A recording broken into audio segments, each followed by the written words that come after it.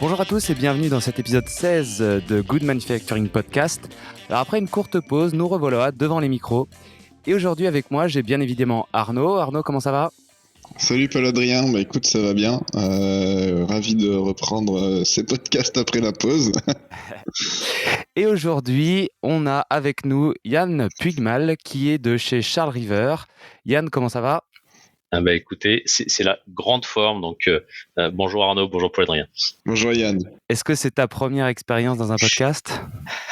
C'est ma première expérience de ce côté du micro. J'en écoute énormément, mais c'est la première fois que je participe. Donc, j'espère que ça va bien se passer. Je compte sur vous en tout cas. Oh bah, il n'y a pas de problème. En tout cas, on est ravis de t'avoir. Alors, si vous êtes tous prêts, je vous propose de commencer comme d'habitude par la news. Allez, c'est parti.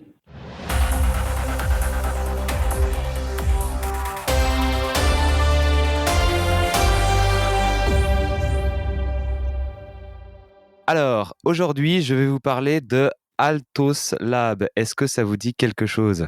Non. Oh, pas du tout. Non, ni l'un ni l'autre. Non. Alors, c'est une start-up assez récente qui a été fondée par Yuri Milner, qui est un milliardaire qui a fait sa fortune en investissant dans l'Internet et qui possède aux alentours de 5,8 milliards de dollars. Alors, ça fait plusieurs années que cette personne s'intéresse de près à la médecine, puisqu'en 2013, il fonde avec Mark Zuckerberg, le créateur de Facebook, Serge Brin, donc le cofondateur de Google, il fonde le prix Breakthrough Prize in Life Science, qui est un prix qui récompense les percées majeures dans les sciences de la vie. Et donc, c'est un prix qui est des mieux dotés du monde, car celui qui gagne, globalement un par an, il reçoit 3 millions de dollars, donc sachant que c'est 3 fois plus que le prix Nobel.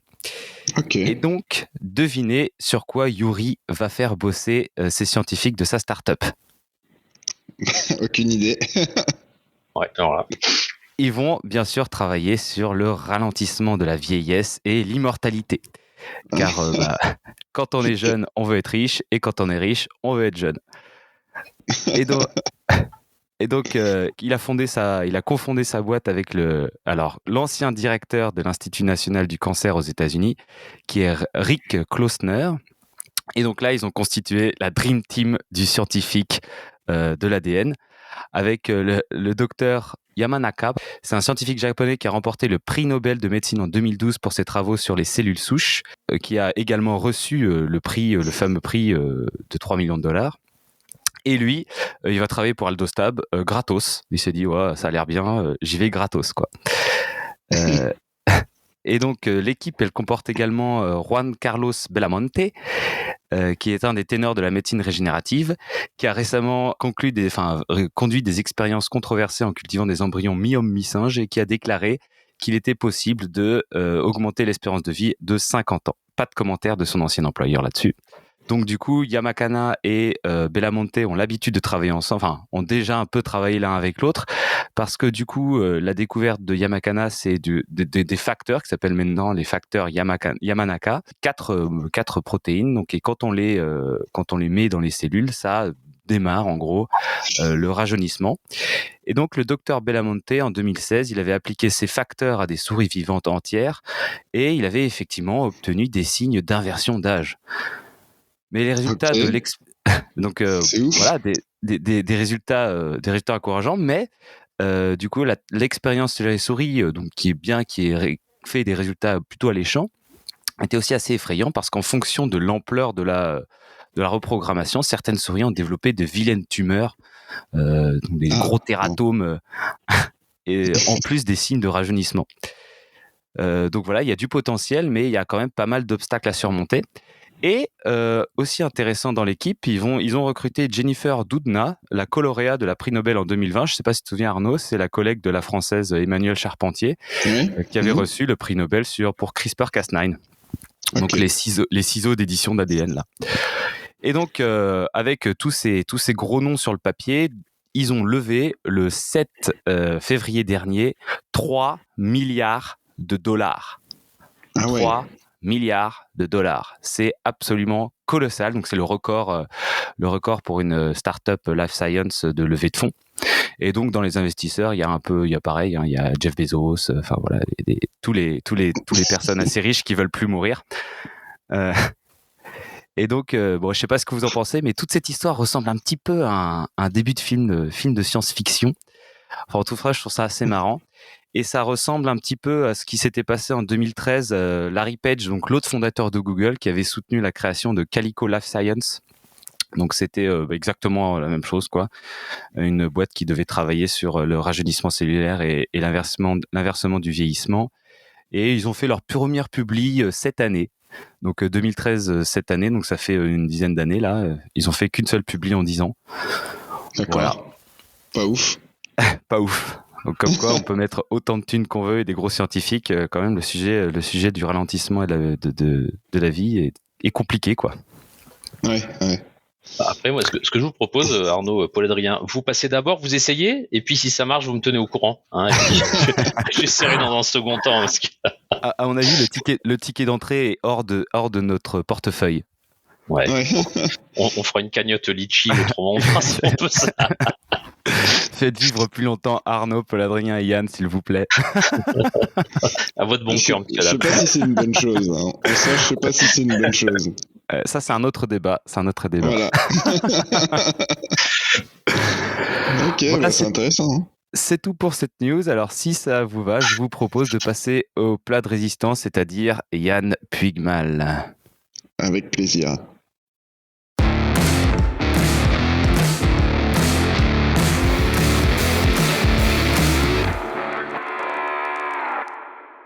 Alors, comme je l'ai dit plus tôt, aujourd'hui, nous recevons Yann. Alors, Yann, je te laisserai te présenter dans 1 minute, mais de mon point de vue et grâce à ton métier, Yann, tu as une excellente vue panoramique du paysage des problèmes et des solutions concernant la microbiologie des laboratoires pharmaceutiques.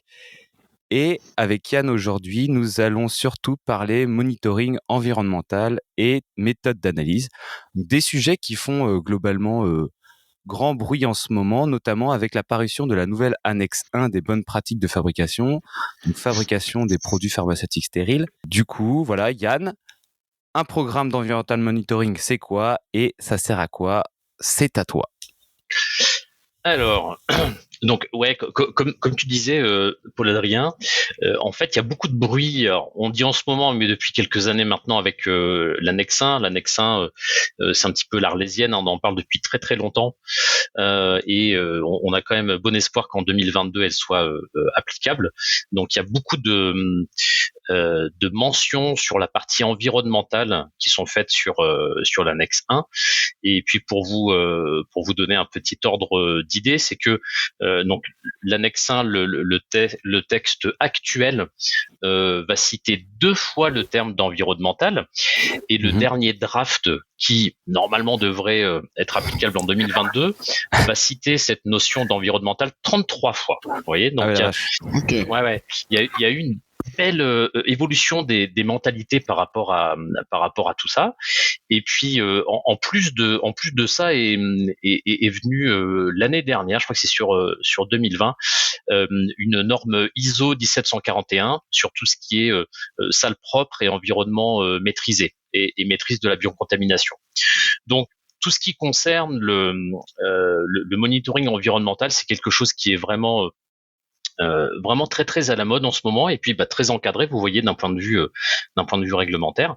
Et donc pour répondre à ta question, pour moi, le monitoring environnemental, c'est savoir dans son ambiance de travail, dans son industrie, qu'est-ce que l'on a comme flore microbienne qui existe, réussir à avoir un suivi de cette flore pour voir s'il y a des variations et pour pouvoir être proactif sur la gestion de ces variations au niveau de la flore. C'est-à-dire qu'il y a un certain nombre de micro-organismes qu'on n'a pas spécialement envie de voir dans son environnement.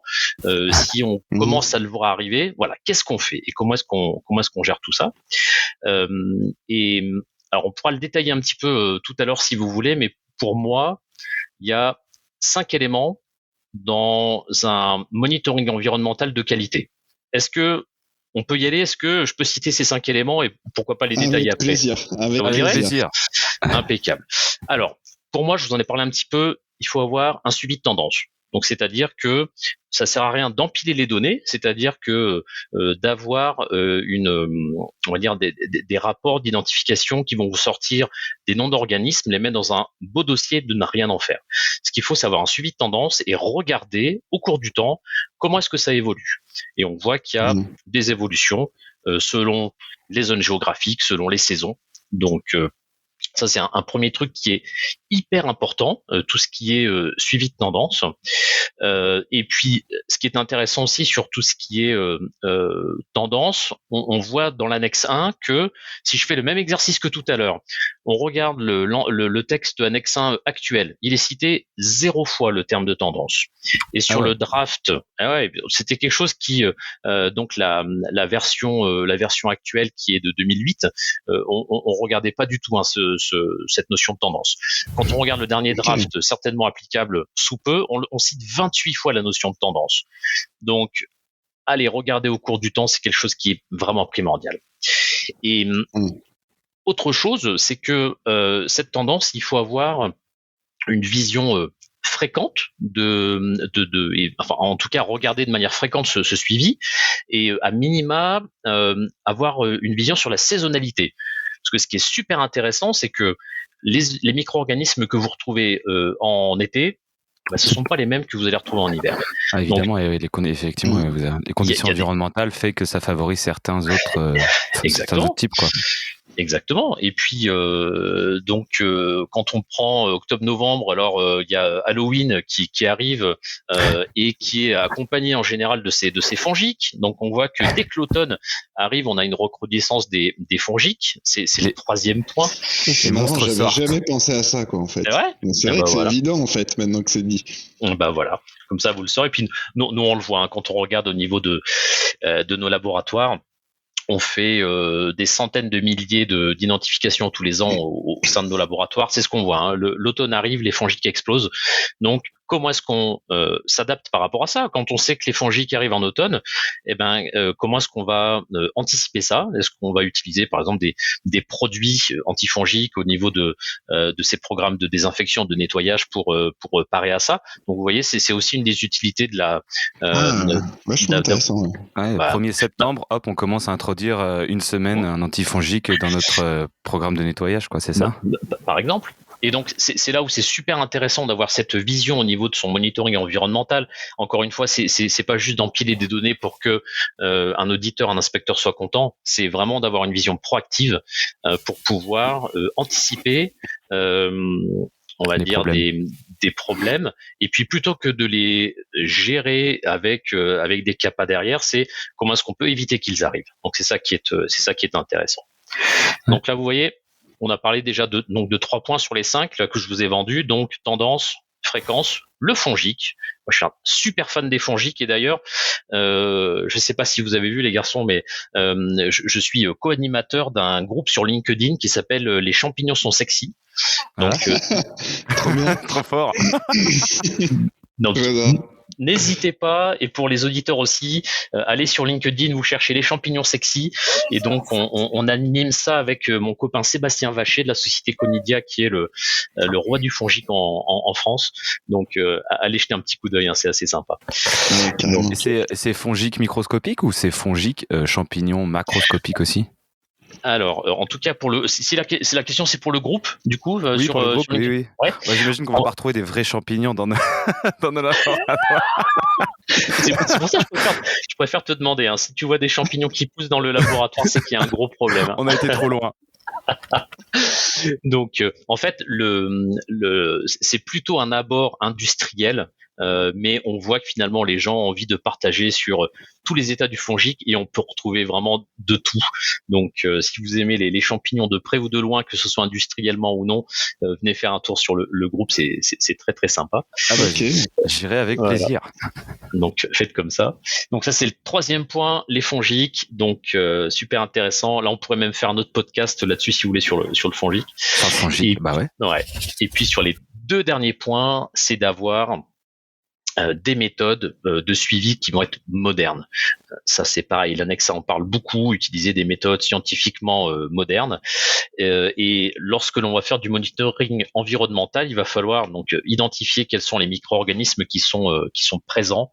Et il faut avoir une bonne méthode d'identification, parce que si on identifie à côté de la plaque, si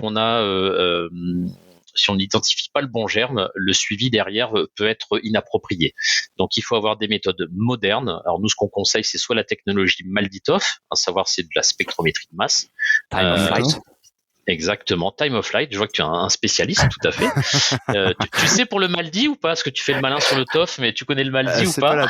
C'est pas le truc avec désorption laser, time of flight, un truc comme ça? Exactement, c'est parfait. Non, c'est exactement ça. Cours de la fac.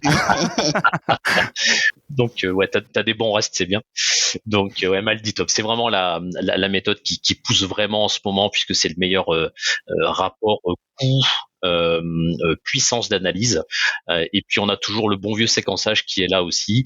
Ce qu'on conseille quand même, c'est d'éviter des méthodes un petit peu plus anciennes qui ont rendu de très bons services, mais qui maintenant commencent à être un petit peu plus anciennes. C'est tout ce qui est phénotypie, où là c'est un petit peu plus compliqué. Les galeries API, là, c'est ça? Alors je citerai pas. Alors je vous laisse citer ces choses-là. Est-ce que c'est une marque API? Oui, c'est une marque, ouais. Ah, okay. C'est une marque, tout à fait. C'est pour ça, donc, moi, galerie d'identification, alors.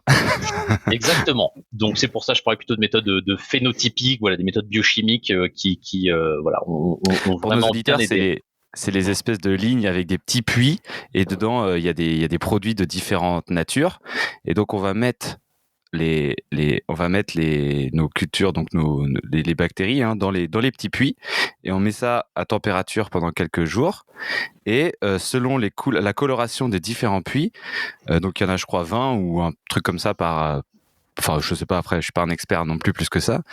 Et du coup, selon la combinaison des couleurs, on va pouvoir réussir à identifier plus ou moins finement quel germe on a en face de nous, quoi. Je trouvais ça fascinant à la fac, mais c'est génial. Et puis c'est vrai que quand ça a été développé, c'était super innovant. Et comme tu disais, on est sur de la réaction biochimique. On va voir des notions telles que le métabolisme, les fermentations, les choses comme ça. C'est super. Pour vous donner quelques ordres d'idées, nous, quand on fait les dernières études que l'on a faites, on avait des taux d'erreur qui étaient aux alentours de 30% sur les méthodes phénotypiques. Je parle pas de galerie. Ah ouais, 30% quand même. Ouais, 30% d'erreur. Donc c'est assez important, et je prends souvent cet exemple donc de quelqu'un qui va dire une méthode phénotypique c'est suffisant, ça me va bien. Alors moi, ce que je dis souvent, c'est vous achetez un GPS et dans 30% des cas il vous emmène pas au bon endroit. Est-ce que pour vous c'est suffisant? Et 30% c'est une fois sur 3, quoi. Exactement. Donc une fois sur 3, au lieu d'aller à l'adresse indiquée pour aller déjeuner chez le beau-père, vous finissez ailleurs dans un autre endroit. C'est plutôt embêtant. C'est plutôt embêtant. Alors que sur les méthodes MALDI-TOF, on va être sur un taux d'erreur qui est aux alentours de 2%. Et sur les méthodes par séquençage, quand elles sont bien fichues, on est sur un taux d'erreur de 0,2%. Donc c'est pour ça que c'est super important d'avoir une méthode d'identification qui soit de bonne qualité, parce que si vous avez une identification qui est à côté de la plaque, votre programme et votre suivi tendance va pas être adapté. Donc, surtout que c'est la base de décision quand même relativement importante, un peu plus d'ailleurs que le GPS. Exactement. C'est vrai que c'est un peu l'identification, ça va être le GPS de l'industriel, quoi, pour lui, qui va lui indiquer la route à suivre pour son monitoring, et puis sur la gestion de son monitoring, quoi. Juste pour avoir un ordre d'idée, je ne sais pas si c'est approprié, aux alentours du prix d'un appareil MALDI-TOF et de séquençage. Alors sur un MALDI-TOF, grosse maille. Après, j'espère que les fabricants vont pas trop m'engueuler, mais on est sur du prix catalogue à 200 000 euros le MALDI-TOF. Donc c'est une bonne bestiole. C'est une bonne bestiole. Sur le séquençage, je vais pas vous dire de chiffres, parce que je vais dire des bêtises, mais c'est quand même des investissements qui sont importants. Après, c'est une machine aussi? De quoi, le séquenceur, tu dis? Oui, le séquenceur. Oui. En fait, il faut plusieurs types d'appareillage. Donc, effectivement, le séquenceur s'en est un. Et ouais, je sais plus le prix, mais c'est une grosse bécane. Ouais, c'est une grosse bécane. Et ce qui se passe, c'est que tout le monde n'est pas en capacité de pouvoir investir 200 000 euros. Il y a des industriels qui ont voilà une taille un peu plus modeste et qui vont plutôt faire de la sous-traitance, c'est-à-dire qu'ils vont faire un prélèvement et puis l'enlever dans un laboratoire X ou Y pour faire l'identification, et qui eux sont les laboratoires de sous-traitance sont équipés de Malditoff et qui font le travail d'investissement pour l'industrie qui peut pas se le permettre. Hein. Donc vous n'êtes pas bloqué comme ça, vous n'êtes pas obligé d'investir dans un Malditoff. Les bons sous-traitants maintenant sont équipés. D'accord. Donc voilà, donc ça c'était un des points. Et le dernier point, alors suspense, donc le 5e point pour avoir un monitoring environnemental qui est bien ficelé, c'est connaître sa flore typique. Alors ça peut paraître un petit peu couillon, c'est même la palissade des fois, de se dire que pour connaître et détecter ce qui va être atypique, il faut connaître sa flore typique. C'est très très bête, mais si on fait pas une analyse régulière de ce qu'on a dans son environnement, comment détecter ce qui est anormal? Donc c'est pour ça qu'il faut faire cette cartographie assez régulièrement, et puis idéalement dresser une liste d'organismes. Alors là je me concentre, d'organismes objectionnables, ce qui est pas le plus facile à dire. C'est ce qu'on veut pas du tout. Alors, c'est ce qu'on n'a pas envie de retrouver dans son environnement, tout à fait. Et là-dessus, c'est quelque chose de très intéressant et qui embête assez souvent les industriels, parce que il n'y a pas grand-chose dans la réglementation. C'est-à-dire que vous n'avez pas dans la réglementation une liste aboutie qui vous dit, voilà, les 10 organismes que je veux pas voir, ce sont ceux-là. C'est dépendant du type d'entreprise, du type de process que l'on va utiliser. Et je peux vous donner un exemple si vous voulez. Il y a des organismes qui résistent très très bien à la stérilisation et à la radiostérilisation. Et si on a par exemple un process avec une stérilisation terminale, il faut peut-être se poser la question de se dire si on retrouve dans son environnement des organismes qui résistent à la radiostérilisation, à l'irradiation, peut-être qu'il faut se mettre un petit warning. Peut-être qu'il faut se mettre un warning. Donc je prends par exemple, je pense à tout ce qui est Deinococcus. Ce sont des choses qui résistent très très bien à de l'irradiation.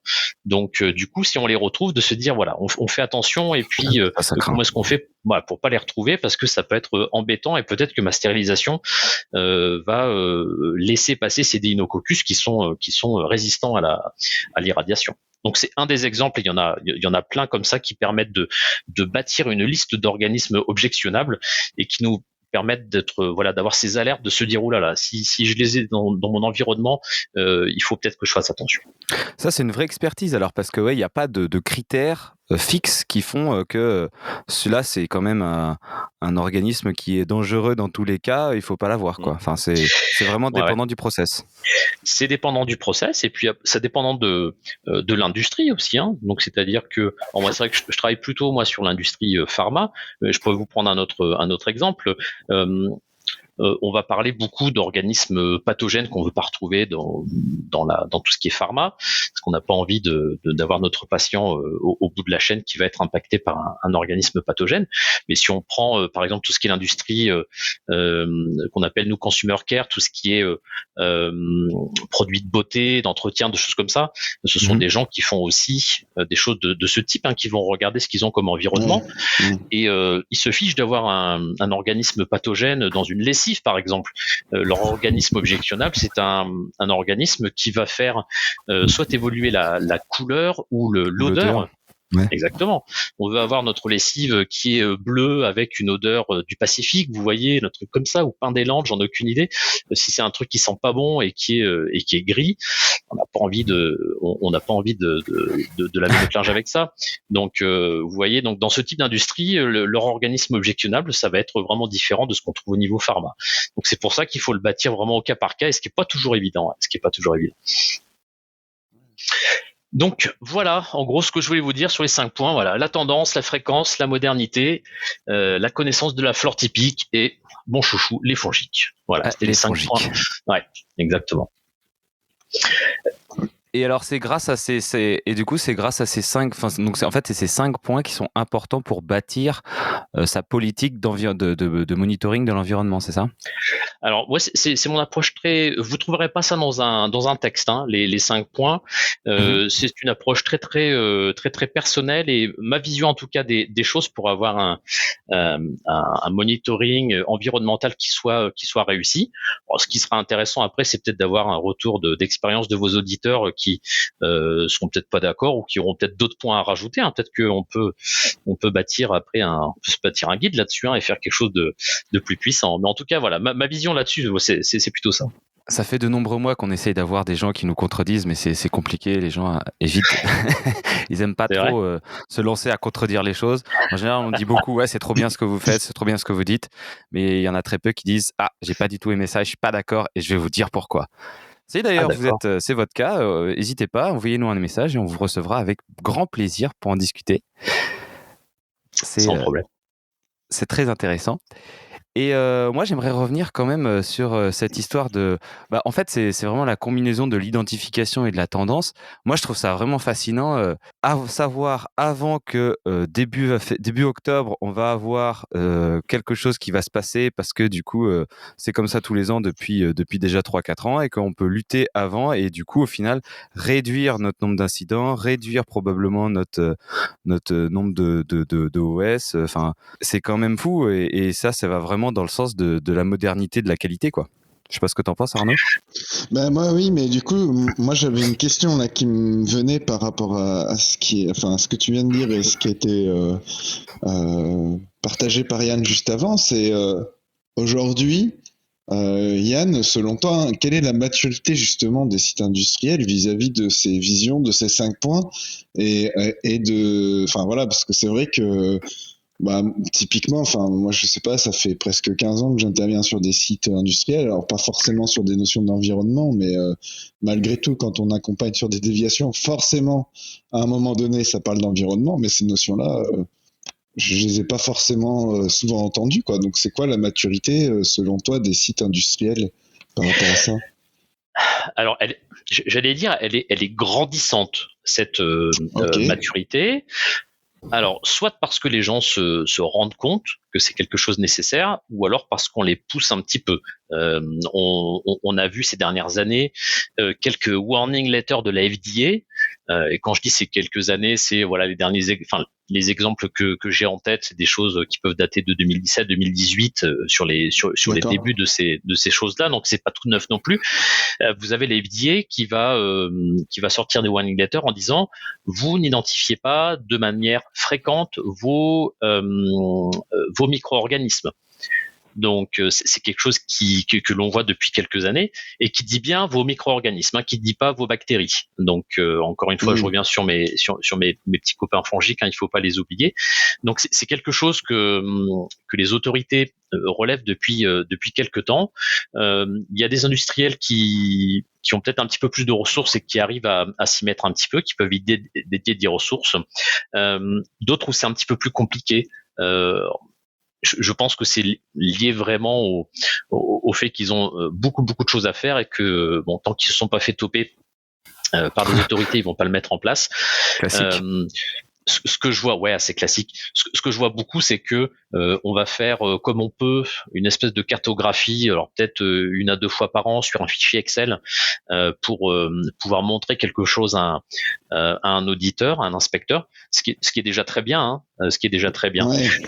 Mais je vous donne un exemple. Il y a un germe dont on parle beaucoup, c'est Bullcoldaria cepacia. Je suis incapable de vous dire où sont les H, les K dans le nom de ce micro-organisme. Si vous le rentrez dans un fichier Excel, il y a des chances que ce soit le même cas pour l'opérateur et que vous voyez ce que je veux dire. Donc quand on fait notre extraction, merde, on en a qu'un, 2, 10. Ouais. Donc ça peut passer à côté un petit peu. Donc c'est un des écueils de de faire ça voilà de manière manuelle. Il y a des très très bons outils qui permettent maintenant de faire du suivi de tendance automatisé sans passer par Excel. Des bases de données. Et puis il y a des bases de données, il y a des très très bons logiciels qui permettent de faire ça. Et puis il y a un autre truc, c'est que d'un point de vue data integrity, les fichiers Excel, c'est pas super bien vu.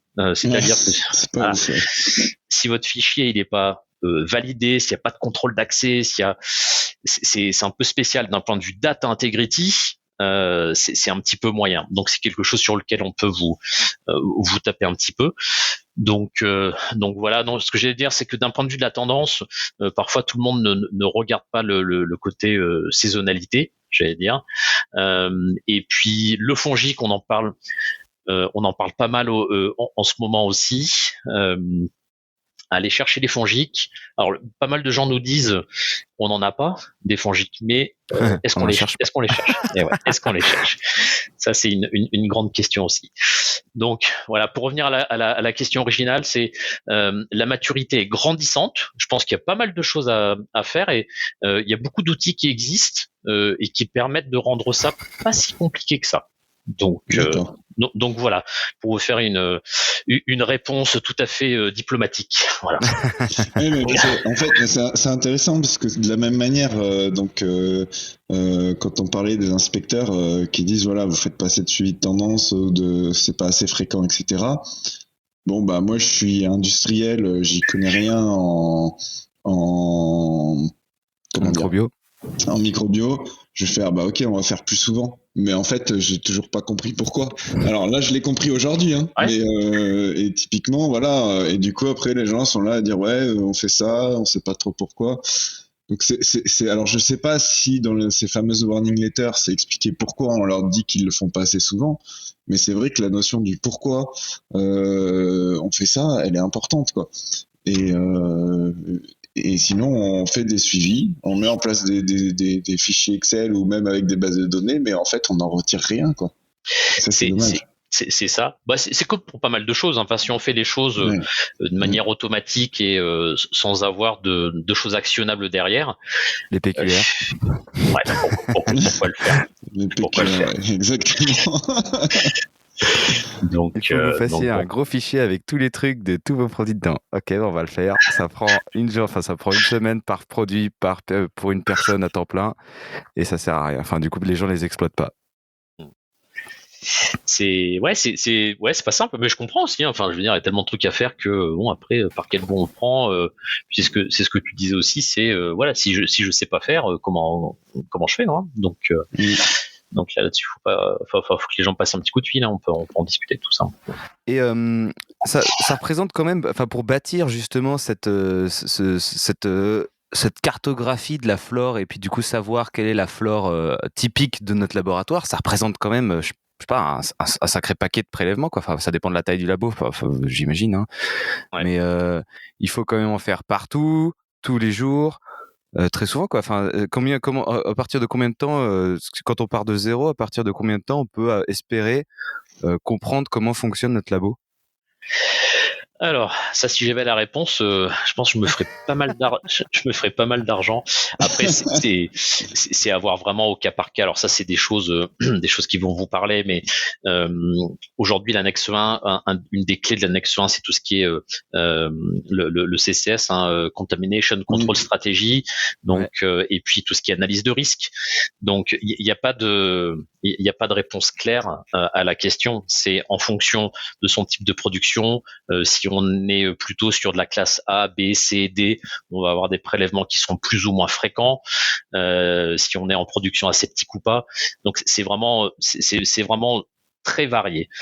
Pour discuter assez régulièrement avec des responsables d'assurance de stérilité, le sentiment, et ce que je vois, c'est que chacun va bâtir ça en fonction de tous les éléments dont je vous ai parlé. Ce qui est sûr, c'est qu'il faut bâtir initialement, faire une qualification initiale où on va regarder pendant plusieurs semaines quel est l'état de sa flore, qui va servir de base, en tout cas de données de départ, et qui permettra après de voir comment évolue la flore au cours du temps. Après, pour vous dire combien de temps il faut le faire, là, ça va vraiment varier selon le type d'industrie. Si on est sur du stérile, du non stérile, si on est sur de la classe A, sur de la classe D. Donc, à voir là-dessus. C'est très variable et au cas par cas.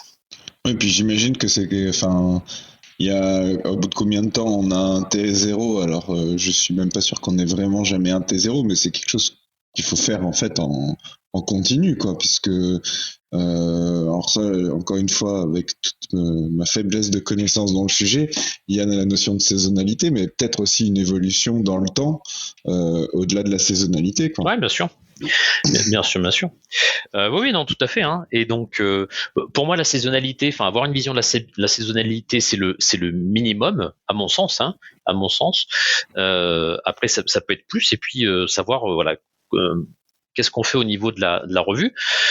Il y a plein de choses aussi intéressantes là-dessus. C'est un sujet passionnant parce que on touche aussi d'autres choses. Vous savez, de plus en plus de sociétés maintenant sont globales et donc vont avoir des sites partout dans le monde et avec des circulations de produits intersites. Ok, donc avec par exemple, voilà, l'API qui va venir de tel endroit et qui va être traité dans une autre usine.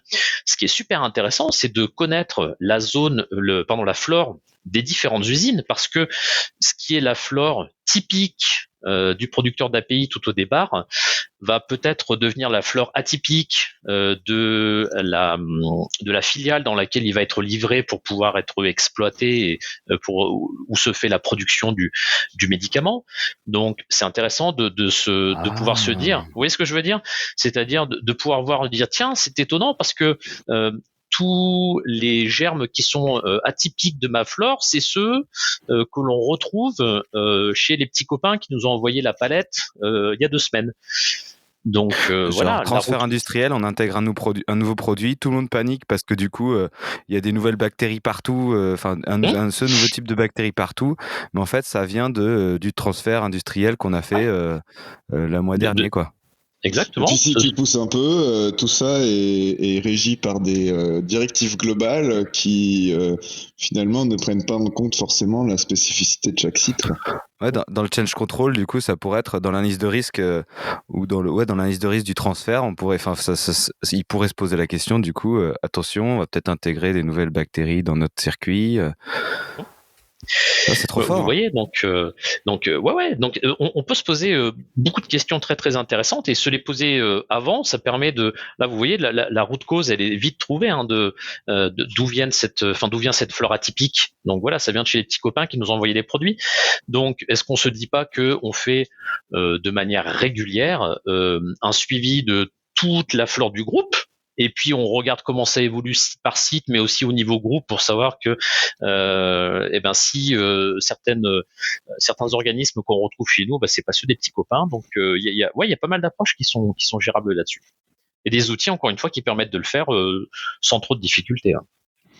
Mais ce qui est fou, c'est que, je suis désolé, je reviens sur ma notion de maturité, mais moi, j'ai pas l'impression qu'il y ait beaucoup de sites qui aient conscience de ça, en fait, ou de groupes, en fait. Enfin, je me trompe peut-être, hein, parce que encore une fois, c'est pas un sujet dans lequel je suis le plus plongé, mais vraiment, moi, je découvre là des notions, effectivement, que je n'avais pas forcément en tête, et parce que je les ai pas vues sur des sites, quoi.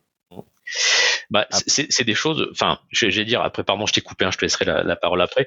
Après, on est là aussi pour faire évoluer les choses et pour éviter que on se pose la question une fois qu'on a cherché et investigué pendant plusieurs mois. Ça permet parce que souvent, enfin, vous savez, la courbe d'apprentissage commençait. Hein, c'est-à-dire qu'une fois qu'on s'est fait, une fois qu'on a eu le problème, on sait le traiter.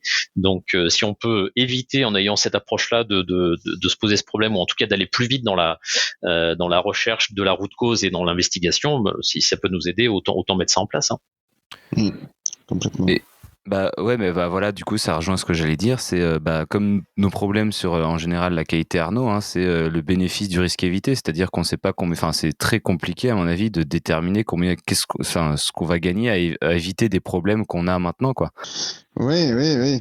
Ouais, après, des problèmes de contamination, c'est le genre de problème qui arrive vite à des lots jetés et bah, c'est sûr. Après, ça dépend du prix du lot, quoi, mais le bénéfice du risque évité, il peut être vite important, quoi. Hein. Ah, c'est sûr. Et du coup, est-ce que je peux vous donner un petit exemple? Est-ce que vous voulez que je prenne un Ah exemple ouais, pour vous complètement. expliquer je vais vous expliquer un truc. Donc, c'était un de nos clients. Alors, je ne le citerai pas, mais par contre, il a accepté qu'on puisse partager son expérience. Donc, c'est quelqu'un qui est dans la de production de produits de type consumer care. On n'est pas sur de la pharma. Et donc ils ont commencé à voir au niveau de leur dénombrement une croissance au niveau de leur dénombrement. Donc ils ont une limite à 100 UFC. Et donc ils étaient super bons, il n'y avait pas de souci. Et puis petit à petit, ils ont commencé à voir que ça montait un peu. Vous voyez, donc UFC pour les auditeurs, c'est unité formant des colonies, c'est ça? exactement. Donc c'est sur les boîtes de pétri, ils voient qu'il y a de plus en plus de colonies qui commencent à pousser. Et voilà. Donc ils ont une limite qui est à 100. Donc au début, ils s'inquiètent pas en disant on est super large, on s'inquiète pas trop. Et puis, bon, il voit que ça monte de plus en plus, donc il demande alors c'est un gros groupe global, et il demande à une autre entité du groupe en disant, tiens, ça commence à pousser un petit peu sur nos boîtes là. Est-ce que vous avez remarqué le même problème? Est-ce que vous avez des conseils par rapport à ça? Et puis ils leur ont dit, bon, ce qui serait peut-être pas mal, c'est de pousser un petit peu les prélèvements pour voir un petit peu d'où ça peut venir quand même, tout ça. Mais donc ils ont pris le temps de regarder ça. Ils étaient là sur du 60-70 UFC, la limite est toujours à 100, hein, comme je vous le disais. Donc bon, ils se disent bon, on a encore un petit peu de temps. Et puis manque de bol, ils passent au-dessus des 100 UFC avant d'avoir eu le temps de commencer à faire des campagnes de prélèvement pour essayer d'identifier d'où venaient ces choses-là. Et avant de commencer à identifier aussi, c'était aussi une des préconisations de l'autre entité du groupe, de commencer à identifier ce qui poussait pour voir d'où ça pouvait venir. Parce qu'on peut avoir relativement vite des indications. Est-ce que c'est un germe qui vient de l'humain, qui vient de l'eau? Est-ce que c'est un bactérien, un fongique? Donc voilà.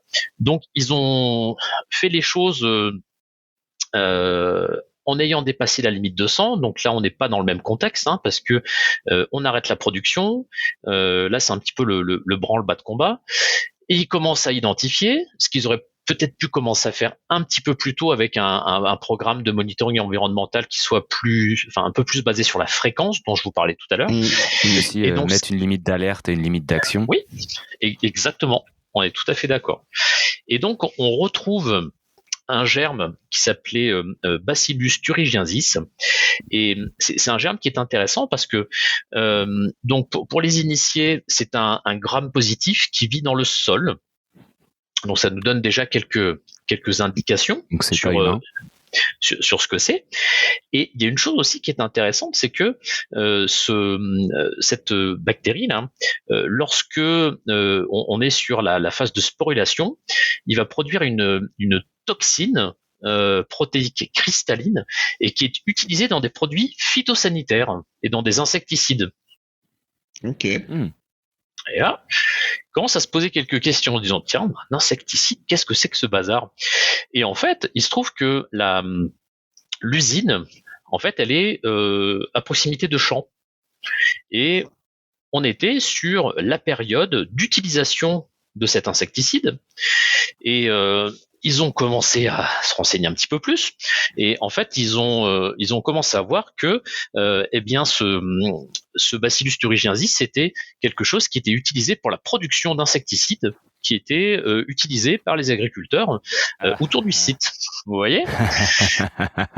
Et donc, non seulement il faut connaître sa saisonnalité, mais il faut connaître son environnement aussi autour de son site, quoi. Eh oui. Mais c'est ça qui est intéressant. Et peut-être qu'en se posant la question d'avoir quelque chose qui est atypique qui commence à arriver, de se dire tiens, pourquoi ça arrive, qu'est-ce que c'est comme germe, voilà, là on a vu, voilà, c'est un gramme plus, il est dans le sol, à quoi il sert, donc il y a vraiment ce boulot d'investigation et d'enquête qui est super intéressant. Et après, ce qu'ils ont fait un travail alors qu'on appelle de typage, donc c'est-à-dire de vérifier que l'espèce qui était retrouvée dans l'usine, c'était bien exactement la même souche que celle qui était utilisée par les agriculteurs à l'extérieur de l'usine, pour regarder si c'était vraiment le même, hein, si c'était les mêmes souches. Et en gros, ils ont vu que c'était les mêmes.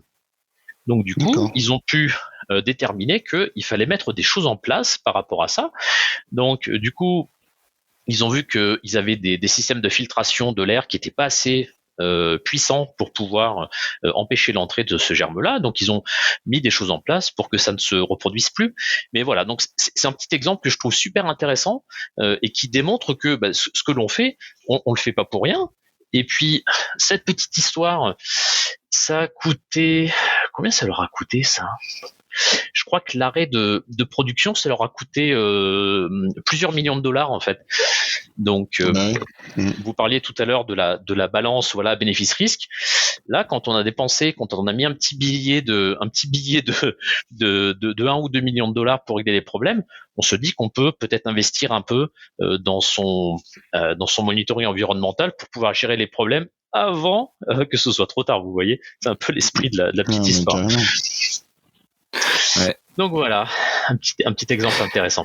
Juste pour être sûr d'avoir bien compris, en fait, c'était du coup les agriculteurs pulvérisaient directement la bactérie qui, en forme spore, produisait cet insecticide, ou alors du coup, pour fabriquer l'insecticide, ils utilisaient des bactéries, et du coup, dans ce qu'ils pulvérisaient, il y avait aussi un peu de bactéries. C'était un produit commercial.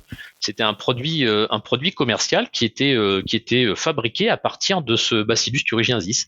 Donc c'était pas l'agriculteur qui fabriquait je pense qu'ils en sont bien incapables, hein. Non, ils achetaient le produit et puis qui contient du coup des bactéries, voilà, quoi. qui contenait ces petites choses qui ont été embêtantes pour l'industriel. Donc du coup, c'est hyper satisfaisant en plus cette investigation, parce que ils ont vraiment trouvé à 100% sûr la cause du truc, et puis du coup ils savent exactement globalement comment faut faire pour l'action corrective. Enfin, ils peuvent mettre en place des actions qui seront efficaces, quoi. C'est pas on a essayé de faire un truc, il y a des chances que ça soit ça. Non, c'est hyper satisfaisant ça. Ah mais complètement. Et puis des histoires, alors c'en est une, hein, mais des histoires comme ça, on n'a pas le temps, mais je pourrais vous en raconter des dizaines, hein, des choses qu'on a vécues nous au niveau de nos laboratoires avec des gens qui nous appellent en nous disant mais ce que vous avez identifié, mais c'est n'importe quoi, c'est pas possible. Et quand on commence à tirer le fil, on trouve des choses qui sont vraiment vraiment passionnantes, vous voyez. Donc mais bon, ça pourrait être l'occasion d'un autre podcast où Oui, complètement. Mais c'est vrai que c'est vachement intéressant parce que, pour le coup, nous, ça nous arrive dans les projets sur les déviations, justement, de tomber sur les déviations de contamination. Ouais. Et c'est un peu la planche savonneuse où, en fait, presque dès le début, tout le monde se dit, on va pas trouver, quoi. Et en fait, c'est parce que l'effort à mettre pour aller trouver pour arriver sur des histoires passionnantes, il faut le mettre, quoi. Mais il n'est pas forcément mis. Et ça, c'est incroyable parce que fallait penser à aller voir le champ du voisin, quoi. Ah, mais bien sûr. Et puis alors, on pourrait peut-être très très rapide un autre exemple où on avait identifié une espèce qui venait du Danube. En fait, quand on regardait la bibliographie, c'était un truc qui venait de relativement loin. C'était pour une société française et qui nous ont dit mais c'est pas possible, vous avez identifié n'importe quoi. Et en fait, ils ont tiré le fil et ils se sont aperçus que un de leurs producteurs de matières premières avait eu un problème au niveau de sa production d'eau et qui avait de l'eau de ville. Donc c'était une société qui était dans l'est de l'Europe et qui avait une infiltration d'eau de ville dans l'usine et que ça avait pollué la matière première qui était venue dans le produit, et on a réussi à trouver ça en tirant le fil, vous voyez. Allez, donc c'est des trucs. C'est génial. C'est génial. Donc c'est pour ça que c'est vraiment intéressant de prendre le temps de bien identifier et comme je vous disais tout à l'heure, d'avoir une méthode d'identification qui soit robuste et précise, qu'on passe pas à côté de qu'on soit pas dans les 30% d'erreur d'une méthode phénotypique qui va vous sortir le mauvais germe et qui amènera pas à la bonne route cause, vous voyez. Oui, parce que c'est vrai qu'une identification, une chance sur 3 au final, ça sert presque à rien, quoi. C'est voilà, comme je disais, les méthodes phénotypiques ont rendu de très beaux services. Voilà, quand on peut réussir à s'en dédouaner, c'est le mieux. Hein. Le Malditov pour ça, c'est vraiment chouette. D'accord. Alors, j'aimerais aussi qu'on puisse discuter, ce qu'on avait discuté un peu ensemble avant de faire ce podcast, et quelque chose qui m'intéresserait de connaître aussi, c'est cette fameuse méthode de test de stérilité rapide dont vous m'avez parlé. De savoir comment ça fonctionne, qu'est-ce que c'est, etc. Parce que c'est vrai qu'effectivement, c'est un gros sujet en ce moment, notamment comme avec voilà, les délais de libération et notamment avec voilà, les vaccins anti-Covid, etc. Ouais. C'était vraiment quelque chose de crucial pour les personnes. Donc voilà, si vous pouvez nous en parler, ça serait assez intéressant, je pense. Y a pas de souci. Alors, ouais, donc pour mettre un petit peu le contexte, donc moi ça fait une vingtaine d'années que je travaille dans le monde de la microbio. J'ai eu la chance d'accompagner pas mal de labos de microbio, que ce soit en Europe, au Moyen-Orient, en Afrique, et ce que j'ai toujours adoré, ce sont les méthodes rapides de microbio, parce que en fait on utilise depuis des dizaines d'années des méthodes pasteuriennes. Là c'est pareil, qui sont formidables, mais qui aujourd'hui peuvent être remplacés par des méthodes qui peuvent être plus rapides, plus précises. Donc il y a vraiment une foultitude de méthodes rapides microbio. Moi c'est vraiment des choses qui me passionnent. Et une des méthodes rapides microbio, comme tu disais, c'est le test de stérilité rapide. Aujourd'hui, un test de stérilité de manière classique et générale, ça dure 14 jours. À peu près, hein. Donc c'est pareil, on va prendre son milieu de culture, son bouillon, voilà, l'incuber pendant 14 jours et puis regarder si on a un trouble qui se produit dans le bouillon, et puis on dit si c'est stérile ou non stérile. Donc ça pose tout un tas de challenges. Le premier, c'est le temps, parce que 14 jours, alors, comme tu disais, quand on est en période de pandémie et qu'on veut sortir rapidement son vaccin anti-Covid, ben on est à quelques jours près, hein. C'était le cas même avant alors je sais pas si vous vous souvenez, hein, mais même avant la pandémie, hein, on avait déjà beaucoup de ruptures sur des médicaments, et c'était un gros sujet avant même que le Covid arrive, hein. Et il y avait quand même beaucoup de pression qui était mise sur les industriels pharma pour qu'ils aient des stocks suffisants, voilà, des stocks de secours par rapport à tout ça. Donc c'est vraiment quelque chose qui est là depuis plusieurs années, et le test de stérilité rapide, c'est une des solutions. Donc il existe plusieurs types de méthodes sur le marché. Alors celle que je connais très très bien, moi, c'est l'ATP. Alors je sais pas si ça vous parle un petit peu, l'ATP, vos vieux cours de fac. Adénosine triphosphate. Ouais. Alors, vous avez soit des très bonnes mémoires, soit vous avez potassé un petit peu avant, je sais pas. Et c'est exactement ça. En fait, l'ATP, c'est une espèce de brique énergétique qu'on retrouve dans toutes les cellules vivantes. Et en gros, moi je sais que je travaille beaucoup sur tout ce qui est test de stérilité avec la méthode d'ATP, où en fait on va aller regarder si on a présence de cet ATP, on va amplifier cette présence d'ATP. Et si on a le moindre petit pouillème de cellules vivantes qui est présente, voilà, que ce soit bactérien, fongique, on va le détecter beaucoup plus rapidement que sur les méthodes traditionnelles. Et pour vous donner un ordre d'idée, aujourd'hui, on est sur 5 à 7 jours de détection au lieu des 14. Divisé par 2. Ouais, c'est ça. Pour un test de sté rapide. Donc là, du coup, c'est vraiment très très intéressant de pouvoir libérer son produit plus vite, avec tous les impacts que ça a aussi, hein. C'est que ça plus vite sur le marché, on stocke moins, voilà. Donc c'est des choses vraiment vraiment très intéressantes. Et puis il y a d'autres choses aussi, c'est que sur ces méthodes rapides, c'est une machine qui va nous dire on est stérile ou pas stérile. C'est-à-dire que plutôt d'avoir l'œil humain qui va regarder le bouillon pour dire on est trouble ou on n'est pas trouble, ce qui d'un point de vue des data integrity est très très moyen. Ouais. Aujourd'hui, les industriels arrivent à contourner un petit peu le problème en mettant 2 techniciens. Vous savez, c'est le principe des 4 dieux. Mais ça demande de la ressource, donc c'est pas toujours facile pour les industriels. Donc quand on a une méthode, voilà, automatisée et plus rapide, pourquoi se priver, vous voyez? Donc et voilà. Je sais pas après si tu avais d'autres questions, parce qu'il y en a peut-être une qui va venir, et si tu la poses pas, j'y répondrai quand même. Donc mais Alors, vas-y. Du coup, là, encore une fois, c'est une machine. C'est une machine qui va nous aider, et au niveau de la validation de cette méthode, est-ce que c'est parce que ça, moi ça me paraît compliqué comme ça après, mais Ouais. Bah, en fait, c'est exactement ce que je voulais t'expliquer. Donc, merci en tout cas pour la jolie transition. C'est que yes.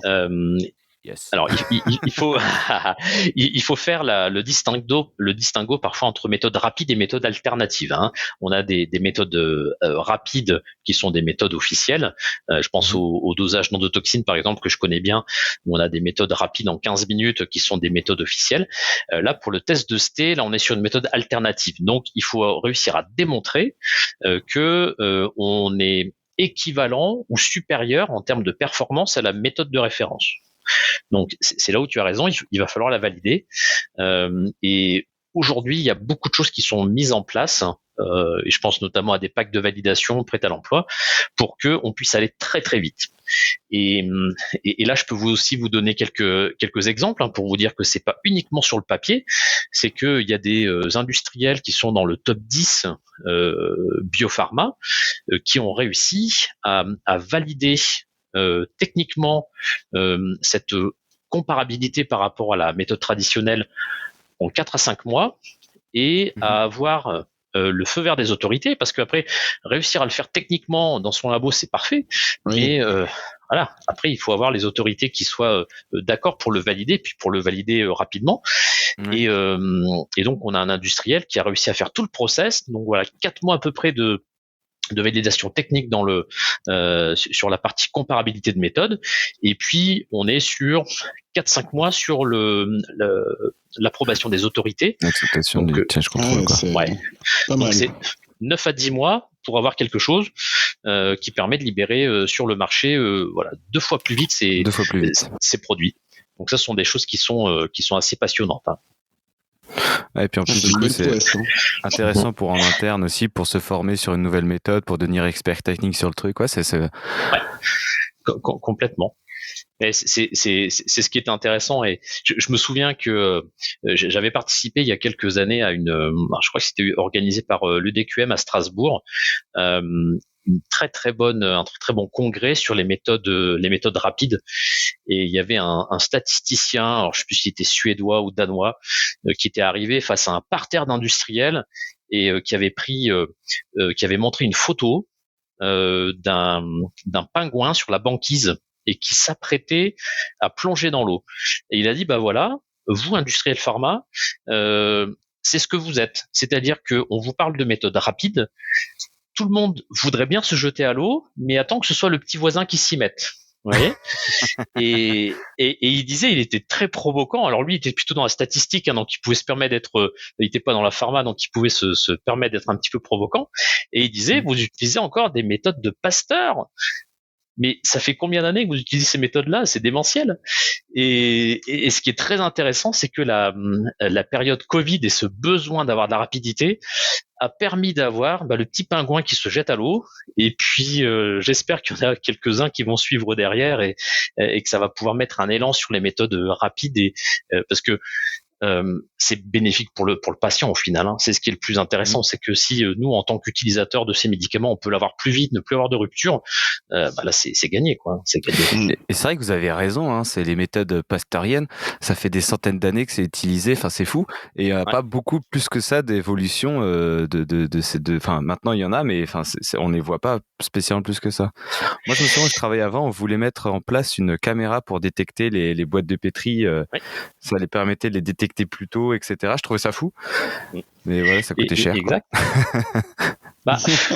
Après, faut regarder et vous voyez, je vois la méthode dont tu parles, hein, et qui a un bel essor en ce moment. Ça, c'est un outil qui est fantastique, hein, d'avoir cette caméra qui permet de voir en continu si on a quelque chose qui pousse sur la boîte. Là, c'est super, et ça commence à bien permet aux prendre. techniciens de faire autre chose d'ailleurs, parce que du coup, il le fait en continu, tandis que regarder tous les matins la centaine de boîtes dans le bazar, enfin dans l'étuve, c'est relativement long, alors que la caméra elle le fait tout le temps et ça fait une alerte directement, je crois, quand ça pousse et tout ça. Moi, je trouve ça vraiment trop cool. C'est de remettre l'effort et l'énergie au bon endroit, quoi. Après, le changement, c'est jamais facile à intégrer, hein. Il faut l'amener petit à petit, et puis on voit que les choses évoluent. Après, c'est vrai qu'il y a des domaines. C'est vrai que dans la pharma, c'est tellement verrouillé par des choses, on parlait de change control, de choses comme ça, où c'est pas toujours évident non plus à amener le changement dans ces environnements-là. Donc, voilà. Ouais, c'est ça, mais avec l'envie, avec l'envie, encore une fois, tout est possible, quoi. Ça, c'est sûr. Ouais, c'est ça. Il faut l'envie, il faut aussi un peu de sous quand même. Avec l'envie, et si c'est une bonne méthode, on peut toujours prouver que ça fera gaffe. Enfin, si c'est une bonne méthode, etc., on pourra toujours trouver que les sous seront de retour derrière, quoi. Oui, bien sûr. Et c'est une part qui est vraiment très importante. Alors, on parlait tout à l'heure de méthodes rapides et de validation de méthodes rapides. Il y a un super guide qui a été édité, qui est une collaboration entre différents industriels pharma.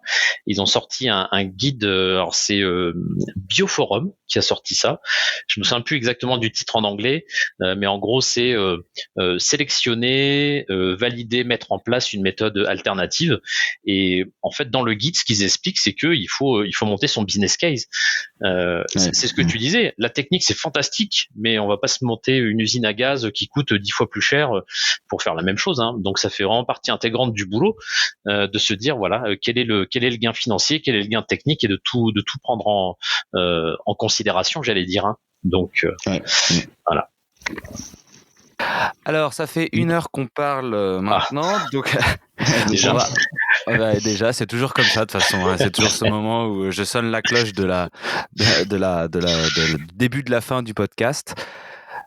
Donc pour conclure un peu sur tout ça, où est-ce qu'on pourrait te contacter, Yann? Est-ce que tu as des canaux, si les gens veulent te poser des questions, si les gens veulent Alors, le mieux, c'est LinkedIn.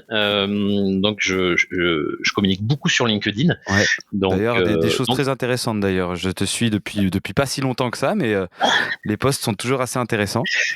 Eh ben, merci en tout cas. L'autre jour, j'avais quelqu'un de mon réseau qui me qualifiait de décortiqueur. Donc c'est vrai que j'aime bien pouvoir aller chercher de l'information, essayer de la décortiquer, de la digérer pour vous. Donc n'hésitez pas à me suivre sur LinkedIn. Donc voilà, Yann Puigmal, vous me trouverez. Et puis voilà, me suivre, ou autrement m'envoyer un petit message. Et puis comme je vous le disais, hein, je suis passionné de microbio, rapide et de course à pied. Donc n'hésitez pas sur un de ces sujets à m'envoyer un petit message, hein. Je discuterai volontiers avec vous. Et la page Les champignons, c'est sexy, bien sûr. Ouais, exactement. Celle-là, on n'oublie pas, hein. Ouais. Très bien. Bah écoutez, est-ce qu'il y a d'autres questions? Est-ce qu'il y a d'autres choses à rajouter sur le sujet? Bon, il y en aura toujours, hein, mais là dans le temps. Je pense qu'on pourrait parler encore longtemps. Non, mais en tout cas, moi, de mon point de vue, moi, j'ai trouvé ça passionnant parce que pour le coup, ça m'a ouvert l'esprit sur des choses que je n'imaginais pas en termes d'environnement. Et du coup, j'espère aussi pour les auditeurs, hein, que ça permet aussi de découvrir une vision un peu différente sur le sujet, quoi, en fait, hein. Parce que c'est pas forcément celle que l'on a habituellement sur les sites, comme je le disais, quoi. Donc ça permet de se poser des questions différentes, quoi. Et puis ce qu'on se disait aussi, Paul Adrien, c'est que j'ai écrit un petit article sur le sujet, hein, du monitoring environnemental et de ses impacts. Donc n'hésitez pas à m'envoyer un petit message sur LinkedIn, comme ça je pourrais vous envoyer l'article, hein, pour avoir des choses un petit peu plus tangibles, parce que on a dit beaucoup de choses oralement, mais si vous voulez des choses un peu plus tangibles et écrites, je peux vous envoyer l'article. Voilà. comment la réglementation impacte votre programme de monitoring environnemental et d'identification microbienne, cas d'études industrielles par Yann Puigmal. Exactement. Super. Voilà, donc en tout cas, merci à vous deux et merci à vous qui nous avez écoutés jusqu'ici dans ce podcast. Et on se retrouve très bientôt pour un nouvel épisode de Good Manufacturing Podcast. À bientôt tout le monde. Merci, à bientôt. Au revoir, à bientôt.